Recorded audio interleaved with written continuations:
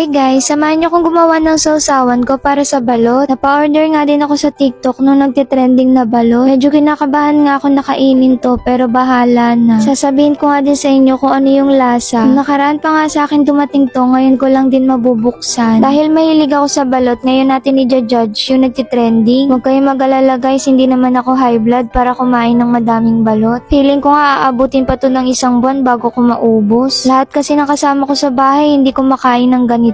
Pero dati kumakain naman si mama ng ganitong itlog, ngayon hindi na. Yung isang order nito, meron ka ng 10 pieces. Ilalagay ko na muna to sa rep kasi gagawa na ako ng sausawan.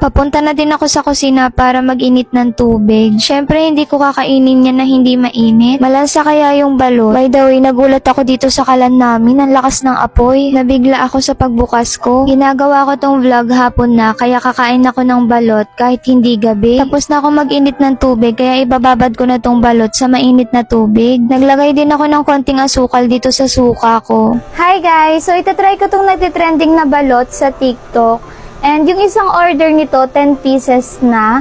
Nag-init din ako ng tubig para naman mainit siya bago ako kumain. Gumawa din ako ng suka para ganap na ganap yung ate nyo. Ayan.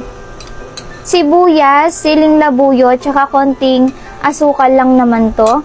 And also, meron din ako ditong asin, hindi pwedeng mawala to. So, itatry ko na siya guys. Medyo kinakabahan lang ako kasi nagulat din ako kung bakit may balot sa TikTok. O, ganito yung itsura niya. Kulay brown siya. Para siyang native na itlog. Kakabukas ko pa lang naamoy ko na agad yung amoy ng itlog. Ganito din yung amoy nung kulay brown na itlog na kinakain namin. Sabi nila madami daw tong sabaw. Dahil mahilig ako sa balot, so itatry natin tong balot na nagtitrending sa TikTok. Titikman ko muna yung sabaw kung lasang balot ba talaga siya like dun sa mga binibili ko sa street vendor. Maanghang. Lasang balot. Lasang balot tulad dun sa street vendor. Maanghang siya. So, isa lang naman yung naiisip ko na way kung bakit maanghang to. Di ba alam niyo yung itlog na pula? So, dati kasi natuluan kami kung paano gumawa nun. Binababad yun. So, baka ito, binababad din siya sa maanghang. Kaya, naging flavored yung itlog na to. Ubusin ko muna yung sabaw kasi madami yung sabaw niya. Parang iiyak ako sa anghang nito ah. Kasi yung sausawan ko maanghang din. Nasarap siya. Baka i-bash niyo ako, sabihin niyo sa akin lasang balot, balot nga to. So, sinasabi ko lang, same na same siya dun sa mga binibenta ng street vendor. Spicy kasi yung in-order ko, guys. Oh, meron talaga siyang sisiw. Feeling ko naman hindi to hindi to fake na balot. Kasi paano naman nila magagawa to? Itong fake na feather na yan. So, ayan. Pasintabi na lang po sa mga hindi kumakain ng balot. Try ko yung suka ko.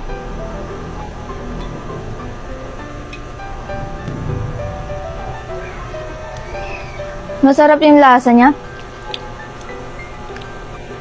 So, tatry natin siya ulit. Kasi tatlo yung binabad ko sa mainit na tubig. So, dito sa pangalawa, lalagyan natin siya ng suka. Cheers! Ganito yung itsura niya kapag wala na sa shell. So, lagyan natin siya ng suka. Ay!